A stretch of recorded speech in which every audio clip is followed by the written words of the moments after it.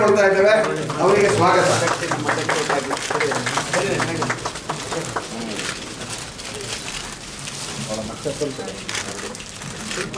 ಚಿತ್ರದ ಖ್ಯಾತ ಸಹನಟಿ ಶ್ರೀಮತಿ ವಿನೋದ ಕಬ್ಬೆನೂರು ಅವರು ಕೂಡ ಪಕ್ಷವನ್ನ ಸೇರ್ತಾ ಇದ್ದಾರೆ. ಇನ್ನೊಬ್ರು ಖ್ಯಾತ ಚಲನಚಿತ್ರ ಸಹನಟಿ, ಸುಮಾರು 84 ಚಲನಚಿತ್ರಗಳಲ್ಲಿ ಮತ್ತು 70 ಧಾರಾವಾಹಿಗಳಲ್ಲಿ ನಟಿಸಿರುವಂತಹ ಶ್ರೀಮತಿ ಪ್ರಮೀಳಾ ಸುಬ್ರಹ್ಮಣ್ಯಂ ಅವರು ಕೂಡ ಪಕ್ಷವನ್ನು ಸೇರ್ತಾ ಇದ್ದಾರೆ. ಜನತಾ ಪಾರ್ಟಿ ಕರ್ನಾಟಕದಲ್ಲಿ ದಿನದಿಂದ ದಿನ ಸದೃಢ ಆಗ್ತಾ ಇರುವಂತದನ್ನ ನಿರಂತರವಾಗಿ ನೀವು ಕಳೆದ 1 ತಿಂಗಳಿಂದ ನೋಡ್ತಾನೆ ಇದ್ದೀರಿ. ಪ್ರಾಯಶಃ ಕೇವಲ ಯಾವುದೋ ರಾಜಕೀಯ ವ್ಯಕ್ತಿಗಳು ಮಾತ್ರ ಅಲ್ಲ, ಸಮಾಜದಲ್ಲಿ ವಿವಿಧ ರೀತಿಯಲ್ಲಿ ಸೇವೆ ಸಲ್ಲಿಸಿ ಜನಮನವನ್ನು ಗೆದ್ದಂಥವರು ಕೂಡ ಇವತ್ತು ಭಾರತೀಯ ಜನತಾ ಪಾರ್ಟಿಯನ್ನ ಸೇರಿರುವುದು ಮತ್ತು ಆ ಮೂಲಕ ನಮ್ಮ ಪಕ್ಷ ನಿಜವಾಗಿ ಜನ ಮಾನಸವನ್ನ ಗೆದ್ದಿದೆ ಅಂತ ಹೇಳಿ ಅದಕ್ಕೆ ಒಂದು ರೀತಿಯ ದಾಖಲೆಗಳು, ಸರ್ಟಿಫಿಕೇಟ್ ಅನ್ನು ಕೊಟ್ಟಿರುವಂಥದ್ದು ಶ್ರೀಮತಿ ತಾರಾರವರ ಅವರ ಜೋಡಣೆ ನಮ್ಮ ಪಕ್ಷಕ್ಕೆ ಅದೊಂದು ಸಾಕ್ಷಿ ಅಂತ ನಾನು ಭಾವಿಸ್ತಾ ಇದ್ದೇನೆ.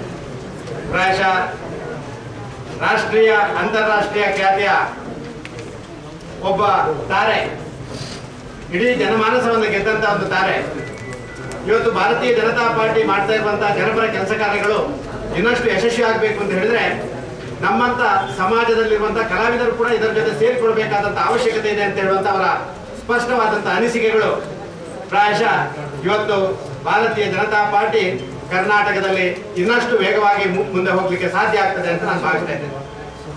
ನಮ್ಮ ಮಿತ್ರರೆಲ್ಲ ಭಾರಿ ಕಂಗಾಲಾಗಿದ್ದಾರೆ. ಕಾಂಗ್ರೆಸ್ಗರು JDS ರಂತೂ ಅವರಿಗೆ ಈ ರೀತಿಯ ಒಂದು ಪಕ್ಷದ ವರ್ಚಸ್ಸಿನ ಹೆಚ್ಚಳ, ಸಮಾಜದ ಎಲ್ಲಾ ಮೂಲೆಯ ಎಲ್ಲಾ ಸ್ತರದ ಜನರು ಭಾರತೀಯ ಜನತಾ ಪಾರ್ಟಿ ಸೇರ್ತಾ ಇರುವಂತದ್ದು ಒಂದು ರೀತಿಯಲ್ಲಿ ಅತ್ಯಂತ ಗಂಭೀರವಾದಂತ ನಡುಕ. ಸಣ್ಣ ನಡುಕಗಳಲ್ಲ, ಆಗಾಗ ಸಣ್ಣ ಸಣ್ಣ ನಡುಕಗಳು, ಸಣ್ಣ ಸಣ್ಣ ಜ್ವರ ಬಂದಾಗೆಲ್ಲ ಬರುತ್ತೆ. ಶಾಶ್ವತವಾಗಿ ರಾಜಕೀಯ ಚಳಿ ಜ್ವರಗಳು ಇವತ್ತು ಕಾಂಗ್ರೆಸ್ ಮತ್ತು JDS ನವರಿಗೆ ಪ್ರಾರಂಭ ಆಗಿದೆ. ಏನೇನೋ ಮಾತುಗಳನ್ನ ಈ ಜ್ವರ ಜಾಸ್ತಿ ಬಂದು ಸ್ವಲ್ಪ ಹೆಚ್ಚು ಟೆಂಪರೇಚರ್ ಆದಾಗ ಬೇರೆ ಬೇರೆ ರೀತಿಯಲ್ಲಿ ಮಾತಾಡ್ತಾರಂತೆ, ಕನಸಿನಲ್ಲಿ ಮಾತಾಡಿದ ರೀತಿಯಲ್ಲೆಲ್ಲ ಮಾತಾಡ್ತಾರಂತೆ. ಆ ರೀತಿ ಕುಮಾರಸ್ವಾಮಿ ಅವರು, ದೇಶಪಾಂಡೆ ಅವರೆಲ್ಲ ಅಲ್ಲಲ್ಲಿ ಮಾತಾಡ್ಲಿಕ್ಕೆ, DK ಶಿವಕುಮಾರ್ ಮಾತಾಡ್ಲಿಕ್ಕೆ ಪ್ರಾರಂಭ ಮಾಡಿದ್ದಾರೆ. ಭಾರತೀಯ ಜನತಾ ಪಾರ್ಟಿಗೆ ಸೇರುವಂತಹ ವ್ಯಕ್ತಿಗಳ ವರ್ಚಸ್ಸಿನ ಬಗ್ಗೆ ಅಪಮಾನ ಮತ್ತು ಅಪಮೌಲ್ಯದ ಮಾತುಗಳನ್ನು ಆಡ್ತಾ ಇರುವಂತದ್ದು ಆ ರಾಜಕಾರಣಿಗಳಿಗೆ ಶೋಭೆ ತರುವಂತದ್ದಲ್ಲ ಅಂತ ನಾನು ಭಾವಿಸ್ತಾ ಇದ್ದೇನೆ. ತಮ್ಮ ತಮ್ಮ ಪಕ್ಷದಲ್ಲಿ ಆ ಪಕ್ಷವನ್ನ ಎತ್ತಿ ಕಟ್ಟಿ ಬೆಳೆಸಿ ಇವತ್ತು ಇವರೆಲ್ಲ ಈ ಸ್ಥಾನಕ್ಕೆ ಏರ್ಲಿಕ್ಕೆ ಸಹಕಾರಿಯಾದವರು ಇವತ್ತು ಇವರ ನಡವಳಿಕೆಯಿಂದ, ಅವರ ಪಕ್ಷದ ನಡವಳಿಕೆಯಿಂದ ಬೇಸತ್ತು ಹೊರಗೆ ಬಂದಂತಹ ಸಂದರ್ಭ.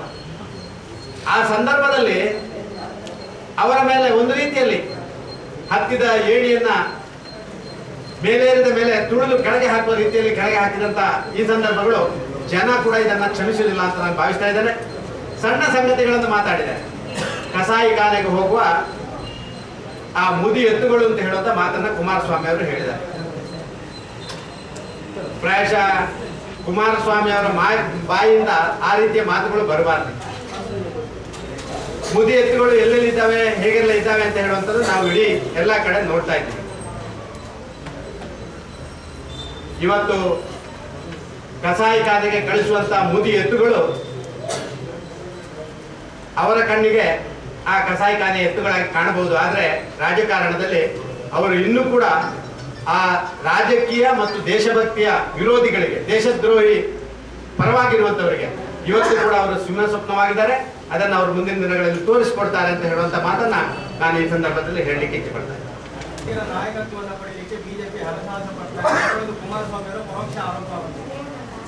ಸರ್ ಇದು ಇದೇನಾಗ್ತದೆ ಅಂತ ಹೇಳಿದ್ರೆ ದುಸ್ವಪ್ನಗಳು ಬೀಳ್ತಾರಂತೆ ಆಗಾಗ. ಅದು ಮುನ್ಸೂಚನೆ ಅವರಿಗೆ ಕಾಣುತ್ತದೆ. ನಿಜ, ನಾನು ಅವರು ಹೇಳಿದ ಮಾತನ್ನು ಒಪ್ಪಿಕೊಳ್ತೇನೆ. ನಮ್ಮಲ್ಲಿ ಒಕ್ಕಲಿಗರ ನಾಯಕರಿಗೆ ಏನು ಕಡಿಮೆ ಇಲ್ಲ. ಅಶೋಕ್ರು ಯಾರು? ರಾಮಚಂದ್ರಗೌಡರು ಯಾರು? ಶೋಭಾ ಕರಂದ್ಲಾಜೆ ಅವರು ಯಾರು? ಕರ್ನಾಟಕ ರಾಜ್ಯದಲ್ಲಿ ಭಾರತೀಯ ಜನತಾ ಪಾರ್ಟಿಯನ್ನ ಅಧಿಕಾರಕ್ಕೆ ತಂದಂತಹ ರಾಜ್ಯ ಘಟಕದ ಅಧ್ಯಕ್ಷ ಸದಾನಂದ ಗೌಡ ಯಾರು ಅಂತ ಅವರು ಉತ್ತರ ಕೊಡಬೇಕು ಅಂತ ಹೇಳಿ ನಾನು ಭಾವಿಸ್ತಾ ಇದ್ದೇನೆ. ಈಗ ಅವರಿಗೆ ಹೆದರಿಕೆ ಆಗಿರೋದು ಒಂದಷ್ಟು ಮೊನ್ನೆ ಚುನಾವಣೆಯಲ್ಲಿ ಸ್ವಲ್ಪ ಮಟ್ಟಿಗೆ ಅವರು ಒಳ ಒಪ್ಪಂದಗಳ ಮುಖಾಂತರ ಅವರು ಗೆದ್ರು. ಎಲ್ಲಿ ದಕ್ಷಿಣ ಕರ್ನಾಟಕದ 2-3 ಸ್ಥಾನಗಳನ್ನ ಕಾಂಗ್ರೆಸ್ನ ಜೊತೆ ಆದಂತಹ ಒಳ ಒಪ್ಪಂದದ ಮುಖಾಂತರ ಅವರು ಗೆದ್ರು. ಇವತ್ತು ಒಳ ಒಪ್ಪಂದ ಕೂಡ ನಡೆಯದ ಪರಿಸ್ಥಿತಿಗೆ ಅವರು ಬಂದಿದ್ದಾರೆ ಅಂತ ಹೇಳುವಂಥದ್ದು. ಈಗ ಈ ಭಾಗದಲ್ಲಿರುವಂತ ಎಲ್ಲ ನಾಯಕರು, ಶ್ರೀಕಂಠಯ್ಯ ಇರ್ಬೋದು, ಯೋಗೀಶ್ವರ್ ಇರ್ಬೋದು, ಶಿವರಾಮೇಗೌಡ ಇರ್ಬೋದು, ಇವರೆಲ್ಲ ಸೇರಿದನ್ನು ನೋಡಿದ ಮೇಲೆ ಈಗ ಅವರಿಗೆ ಏನು ಸಣ್ಣ ಹಿಂದೆ ಅವರು ಸಮುದ್ರದಲ್ಲಿ ಈಜಾಡುವಂತ ವ್ಯಕ್ತಿ ಅಂತ ಒಂದು ಬಾರಿ ಹೇಳಿದ್ರು. ಆಮೇಲೆ ಎಲ್ಲೋ ಸಣ್ಣ ನದಿಗಳಿಗೆ ಬಂದಿದ್ರು, ಆಮೇಲೆ ಕೆರೆಗಳಿಗೆ ಬಂದ್ದಾರೆ. ಈಗ ಬೋರ್ವೆಲ್ ಇಂದ ನೀರು ತೆಗೆದು ಅದರಲ್ಲಿ ಯಾವುದೋ ಒಂದು ಸಣ್ಣ ಬಕೆಟ್ ನಲ್ಲಿ ಹಾಕಿ ಈಜಾಡುವಂತ ಪ್ರಯತ್ನ ಮಾಡುವಂತ ರಾಜಕಾರಣದಲ್ಲಿ ಕೆಳಮಟ್ಟಕ್ಕೆ ಹೋಗುವಂತ ಎಲ್ಲಾ ಸಂಗತಿಗಳು JDS ನವರಿಗೆ ಆಗ್ತಾ ಇರುವಂತದ್ದು ಹೆದರಿಕೆ ಆಗಿದೆ. ನಮ್ಮ ಅಶೋಕ ಅವರು ಒಕ್ಕಲಿಗರ ನಾಯಕ, ಅವರ ಒಂದು ಟೀಮು ಇನ್ನಷ್ಟು ಬಲಯುತವಾಗಿ ಭಾರತೀಯ ಜನತಾ ಪಾರ್ಟಿ ಬೆಳೀತಾ ಇದೆ. ಇದು ನನ್ನ ಮುಂದಿನ ಭವಿಷ್ಯಕ್ಕೆ ಒಂದು ಇತಿಶ್ರೀ ಹಾಕಿದಾಗ ಆಗ್ತದೆ ಅಂತ ಹೇಳುವಂಥದ್ದು ದುಸ್ವಪ್ನ ಅವರಿಗೆ ಬಿದ್ದಿದೆ. ಅದು ದುಸ್ವಪ್ನ ಅಲ್ಲ, ಅದು ಸತ್ಯ ಸಂಗತಿ ಆಗ್ತಾ ಇದೆ.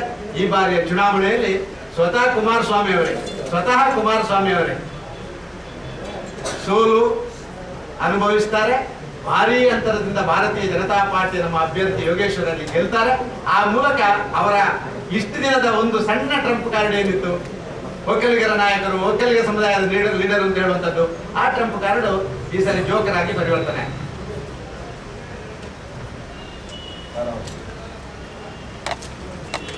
ಎಲ್ರಿಗೂ ನಮಸ್ಕಾರ. ಈ ದಿನ ಕೂಡ ನನ್ನ ಜೀವನದಲ್ಲಿ ದಾಖಲಾಗುವಂಥ ದಿನ.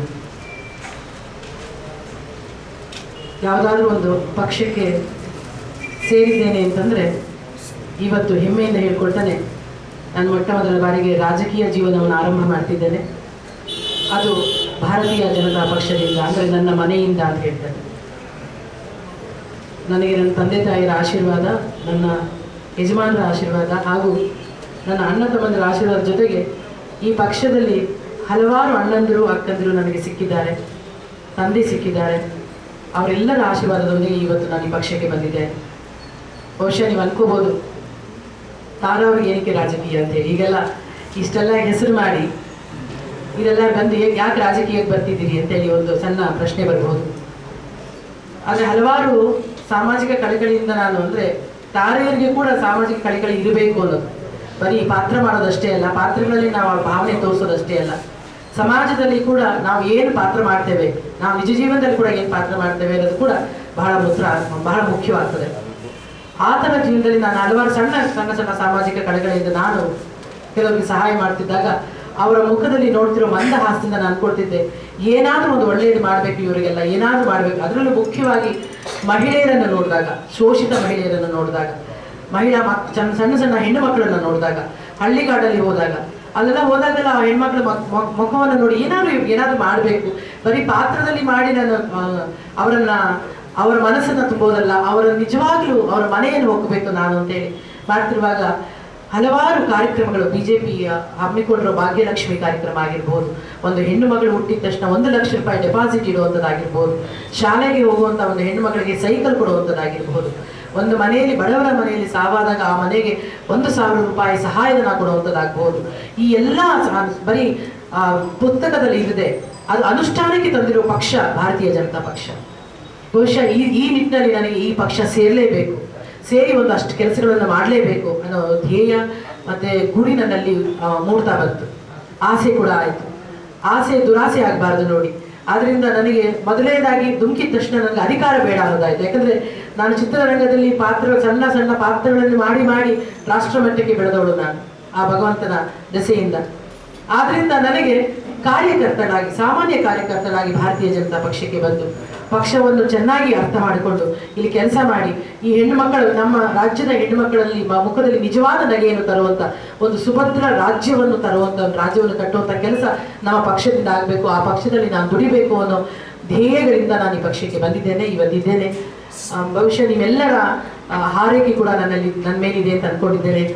ನನಗೆ ಇಲ್ಲಿ ನಾನು ಈ ಪಕ್ಷಕ್ಕೆ ಸೇರಿಸ್ಕೊಂಡ್ರೆ ಎಲ್ಲ ಹಿರಿಯ ಮುಖಂಡರಿಗೂ, ನನ್ನ ಮನೆಗೆ ನನ್ನ ಮಗಳನಾಗಿ ಸ್ವೀಕರಿಸಿದ ಎಲ್ಲ ನನ್ನ ಅಣ್ಣಂದರಿಗೂ, ಇವರ ಮನೆಯ ಮಗಳಾದ ತಾರ ಮಾಡುವ ಹಾರ್ದಿಕ ನಮಸ್ಕಾರಗಳು. ನಮಸ್ತೆ.